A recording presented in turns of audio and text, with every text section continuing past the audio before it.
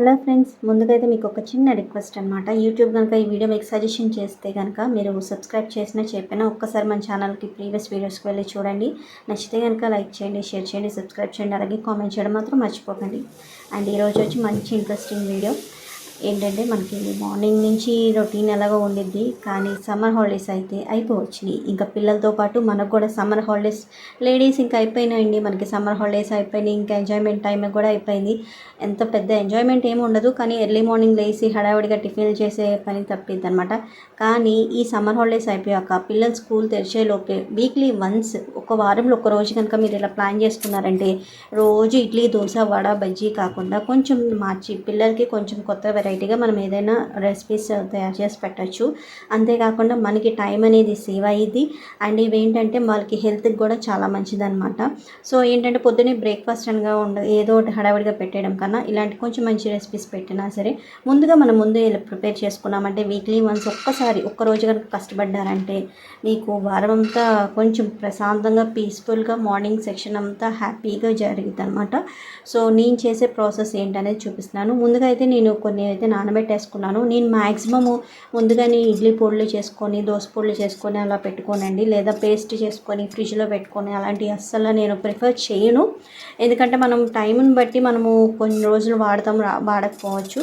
So దాన్ని బట్టి అనమాట. అందుకని ముందుగా అయితే నేను పల్లీలు అన్నీ వేయించుకొని పెట్టేసుకున్నాను. పల్లీలు ఎందుకు వేయించుకున్నాను అంటే, మనకి పల్లీలు అనేది మనం పల్లీ చట్నీకి కానీ దేనికైనా ఉపయోగపడింది కాబట్టి ముందుగానే వేయించేసుకున్నామంటే కనుక మనకి సగం పని అనేది అయిపోయింది.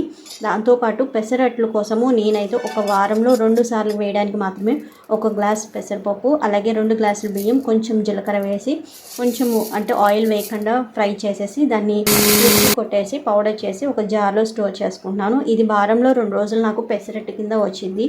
అలాగే రెగ్యులర్గా ఓన్లీ ఇడ్లీ, దోశ కాకుండా కొంచెం ప్రోటీన్ దోశలాగా కూడా వేయచ్చు మనము. అంటే లైక్ శనగలు కొంచెము బియ్యం వేసి నానబెట్టేసామనుకోండి నైటే, అవి పొద్దున కల్లా నానిపోతే ఒకసారి మిక్సీ పెట్టేసి తర్వాత మనము అట్టులాగా కానీ దోశలాగా కానీ ఎలాగైనా చేయొచ్చు అనమాట. అండ్ ఇందాక పల్లీలు కొన్ని వేయించుకున్నాను. ఆ పల్లీలతోనేమో నేను పల్లీ పొడి చేసుకొని పక్కన పెట్టుకున్నాను.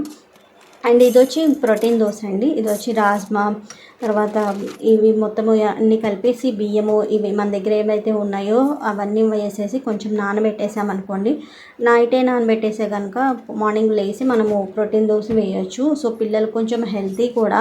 అండ్ ఇవి ఏంటంటే ముందే చేసుకొని పెట్టుకోవచ్చు. అండ్ వీక్లీ వన్స్ అంటే మీరు ఇలాంటివి అయితే మీరు కనుక అండ్ ప్రోటీన్ దోశ ఇలాంటివి అయితే మీకు పెద్ద కష్టపడే అవసరం లేదండి. అండ్ ఒక ముందు నైట్ నానబెట్టేసినా కూడా సరిపోయిద్ది. నేను ప్రీ చట్నీ మిక్స్ కన్నా నేను ఇలాంటి పొడులు అయితే ప్రిఫర్ చేస్తాను.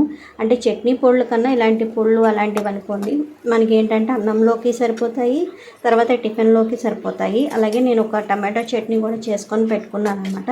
టమాటోస్ ఆయిల్లో మగ్గించేసి కొంచెం ఎండుమిర్చి అవన్నీ వేసేసి వాటిల్లోనే కొంచెము చింతపండు, ఉప్పు, జీలకర్ర, వెల్లుల్లిపాయలు అన్నీ వేసేసి పచ్చిమిర్చి కాకుండా ఎండుమిర్చి వేసి ఆయిల్లో బాగా మగ్గించేసి దాన్ని మిక్సీ కొట్టేసి తర్వాత మనము ఒక కంటైనర్లో పెట్టుకొని ఫ్రిడ్జ్లో పెట్టుకున్నామంటే 1 వీక్ వరకు ఈ చట్నీ వచ్చిందండి. సో మనకి చట్నీ కావాలంటే చట్నీలు, పొడులు కావాలంటే పొడులు, ఏదైనా సరే మన అవైలబుల్లో మనకు ఉండిద్ది అనమాట.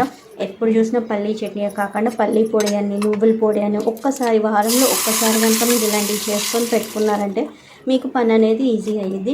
లేదు మాకు రోజు ఇడ్లీలు, దోశలు ఇవి కాదు అనుకుంటే కనుక మనం ఉప్మా కూడా చేసుకోవచ్చు.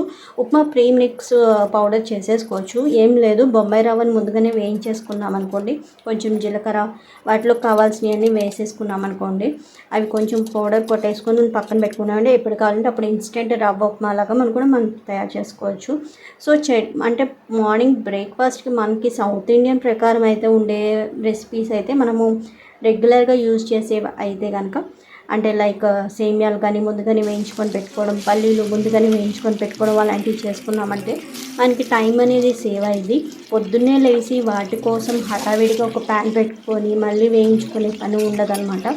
సో ఇలాగ 2 రోజులు 3 రోజులు సరిపడా ఇలాంటి నిలవ ఉండే చట్నీలు కానీ లేకపోతే పొడులు కానీ మీరు చేసుకొని పెట్టుకున్నారంటే మీకు మార్నింగ్ చాలా టైం అనేది సేవ్ అయ్యిద్ది. ఎందుకంటే మనకి క్యారేజెస్ సెక్షన్ కన్నా ఈ టిఫిన్లో వండి పెట్టేసరికి పిల్లలకి వాళ్ళకి తినిపించి వాళ్ళ వెనకాల పడి వాళ్ళు రెడీ చేసేసరికి సగం టైం అనేది అయిపోయింది అనమాట.